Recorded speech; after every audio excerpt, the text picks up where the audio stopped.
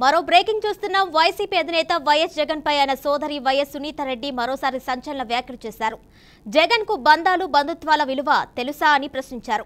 చిన్నాన్న చనిపోతే కుట్ర ఛేదించకుండా తనపై ఆరోపణలు చేయడమేంటని ప్రశ్నించారు. ఇదేనా అన్నయ్యగా నిర్వర్తించాల్సిన బాధ్యత అని నిలదీశారు. ఈ 5 ఏళ్ల మీరు ప్రభుత్వంలో ఉన్న ప్రతిపక్షంలాగా మాట్లాడుతున్నారని ఎద్దేవా చేశారు. తాను ఇలా మాట్లాడటానికి కారణం జగన్ తన కర్తవ్యం సరిగ్గా నిర్వహించకపోవడమే అని అన్నారు. హత్య చేసిన వ్యక్తులెవరో దేవుడికే కాదు జగన్ కు కూడా తెలుసన్నారు.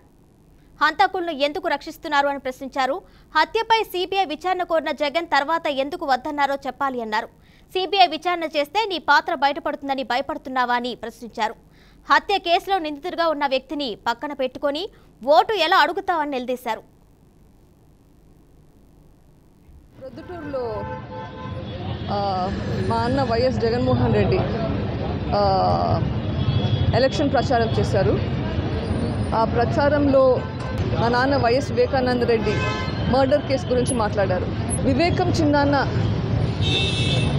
అని చెప్పారు. చిన్నాన్న అంటే అర్థం తెలుసా? నాన్న తర్వాత నాన్న చిన్నాన్న.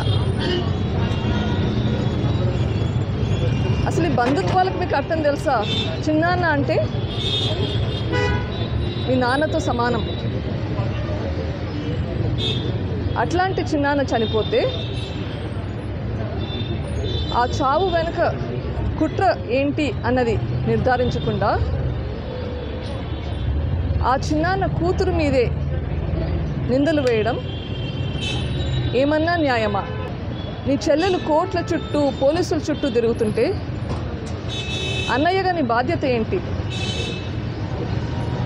అమ్మా నేనున్నాను నీకోసం, నువ్వు ఇట్లా తిరగద్దు, నీ పని హాస్పిటల్లో పని చేసుకోవడం అని చెప్పేది పోనిచ్చి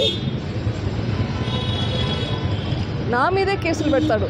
చిన్నాన్న చనిపోతే 5 సంవత్సరాలు అయింది.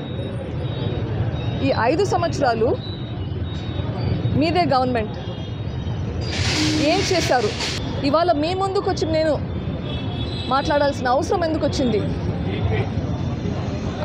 ఆయన చేయాల్సిన పని చేయకపోవడం వల్ల కదా. నేను నా అంతఃకరణ శుద్ధితో చెప్తున్నాను, నేను చెప్పేదంతా నిజం. ఆయన అట్లా చెప్పగలుగుతాడా? అది చెప్పినా నమ్మే పరిస్థితి మనకి. ఆయన ఒక మాట అన్నాడు,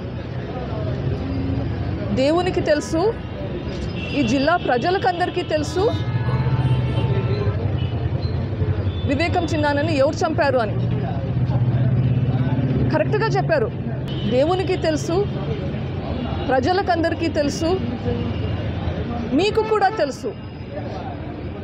అందుకేనా చేయించిన వాళ్ళని అంతగా ప్రొటెక్ట్ చేస్తున్నారు.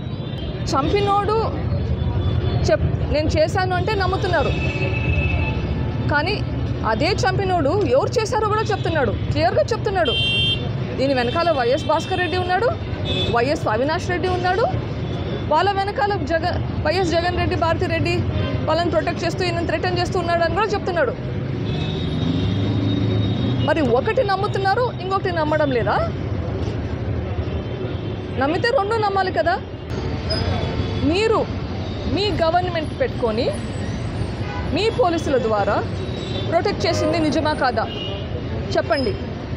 ఒకప్పుడు మీరు సిబిఐ ఎంక్వైరీ అడిగారు, తర్వాత మీరే వద్దన్నారు. మీరు అప్పుడు ఎందుకు వద్దన్నారు? మీ పేరు బయటకు వస్తుందని వద్దన్నారా? లేకపోతే ఆ పిటిషన్ విత్డ్రా చేసుకోవాల్సిన అవసరం ఏంటి? ఇంకా సిగ్గుచేటు ఏంటంటే, ఎవరైతే నిందితుడై ఉన్నాడో ఆయనని పక్కన పెట్టుకొని